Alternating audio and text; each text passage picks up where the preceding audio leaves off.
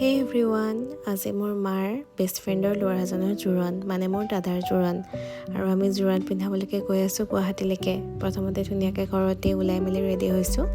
মই এযোৰ ব্লেক টছৰ কাপোৰ এইবাৰ প্ৰথমবাৰৰ কাৰণে পিন্ধিছোঁ আৰু আমি যথা সময়ত গুৱাহাটী গৈ পালোঁগৈ আৰু জোৰণত কিছু অংশ আপোনালোকলৈকে আগবঢ়াইছোঁ। কেনেকুৱা লাগিলে সেইটো জনাব।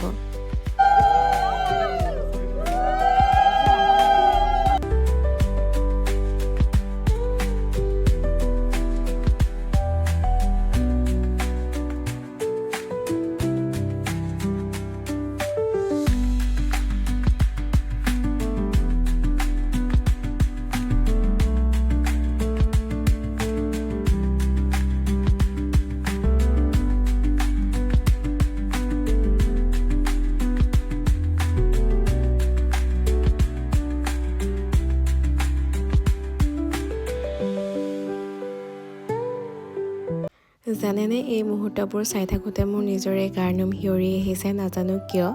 বাৰু আপোনালোকৰ নতুন বৌজনী কেনেকুৱা লাগিলে সেইটো জনাব আৰু আপোনালোকৰ নিজৰ কেনেকুৱা পাৰ্চনেল এক্সপিৰিয়েঞ্চ সেই বিষয়ে মোৰ কমেণ্ট বক্সত জনাবলৈ নাপাহৰিব।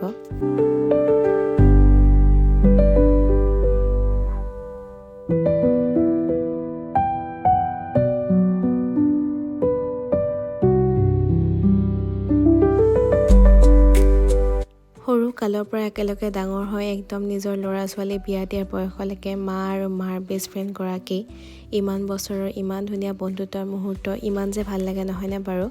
আৰু এই জোৰণখনত গৈ মায়ে তেওঁৰ কলেজীয়া জীৱনৰ আৰু এগৰাকী ফ্ৰেণ্ডক লগ পালে, অদিতি মাহী, আৰু ইমান কথা পাতিলে। ইমান বছৰৰ পৰা বিচাৰি থকা এগৰাকী বান্ধৱীক মায়ে লগ পালে। মোৰো চাই বহুত বেছি ভাল লাগিছে, ইমান নষ্টালজিক ফিল হৈছিলে। আৰু মাহঁতে ইমান দিনৰ মূৰত লগ পাই ইমান কথা পাতিছে, মই কোনো ধৰণৰ ইণ্টাৰাপশ্যন কৰা নাই। দেখিছেনে কথাৰ মেলে শেষ হোৱা নাই, মানে কোইনচিডেণ্টলি গোটেইকেইগৰাকীয়ে লগ পাইছে।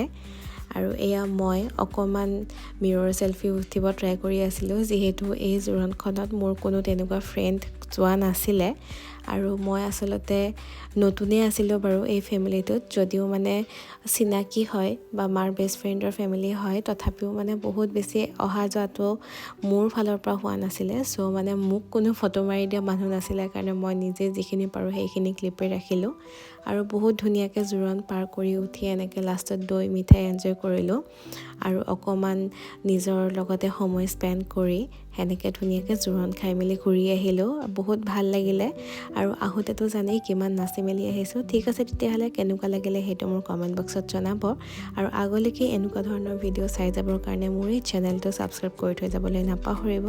And thank you so' much for clicking into this video' আৰু এতিয়ালৈকে চোৱাৰ বাবে। আজিলৈ আহিছোঁ, বাই বাই।